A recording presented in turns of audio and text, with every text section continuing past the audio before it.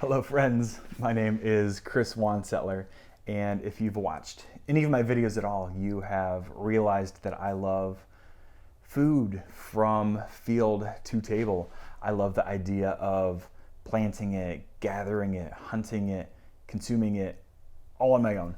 I want to be in charge from start to finish. And this fascination has taken me down the black hole of homesteading. And while I am far, far, far from my ideal homesteading setup, property wise, I've got it all planted in my mind. I've got a 20-acre garden with asparagus and rhubarb and fruit trees and blueberries and strawberries and just acres of tomatoes. And that includes chickens and bees, possibly goats. The goats are my wife's responsibility, though. That's her dream to take as far as she sees fit. But chickens and bees specifically, I'm getting super fascinated with, and I don't know anything about them. I know that I love eggs, and I know that chickens are fun to watch and listen to. Outside of that, I am clueless. I'm not the biggest researcher either. I'm not a fan of just looking up articles online.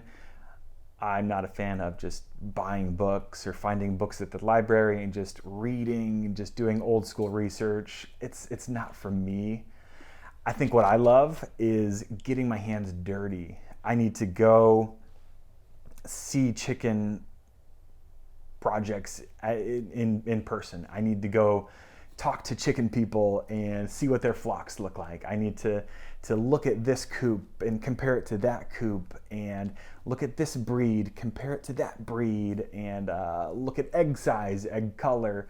I need to get a flair of the personalities of these chickens, the different breeds, and what goes into creating a healthy flock and maintaining a good chicken farm property, I guess. I don't know what to call it.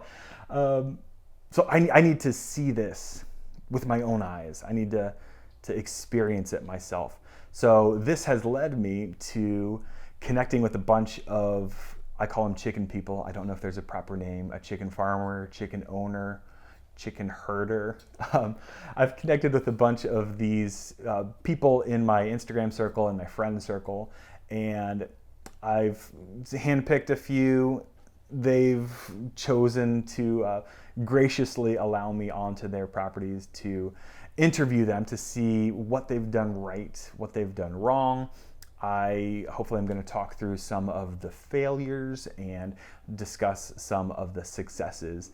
And hopefully all of this research and interviewing and hands-on experience is really going to build some confidence in me, but it's also going to give me the knowledge that I need to fully understand what I'm going to be getting into when I do get my first flock of chickens.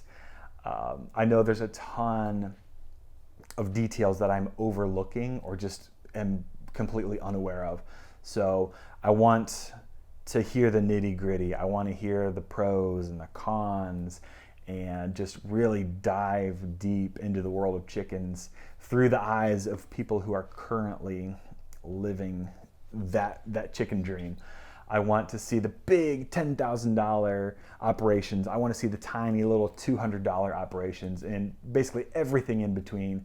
I want to see the couple that only has 2 chickens, and I want to see the farmer who's got 100 chickens. Just to help me decide, how far do I want to take this? I've heard some chicken math terminology float around there that if you plan on this many chickens, expect this many chickens. And I understand that already. Just with the garden, if you start with a few, you just end up with a lot more just because you love it, because they're cool. And I'm so excited to just dive into the chicken world. Not quite head first. I'm dipping my toes in here a little bit. But I encourage you to follow along, especially if you're interested in starting your own chicken project. So check out what we're doing, check out what they're doing here in Central Indiana. And I'm really hoping by the end of this series, you'll see my own flock and I'll have some chickens to present to you, to introduce you to. and hopefully we'll have some eggs to do some awesome recipes with and just dive into the kitchen and just put this product to use. So thanks for tuning in, and I really hope you follow along, and please share any questions you have that I might not think to ask or don't ask all my chicken friends, and leave that in the comments below, and I'll be sure to include that in future interviews.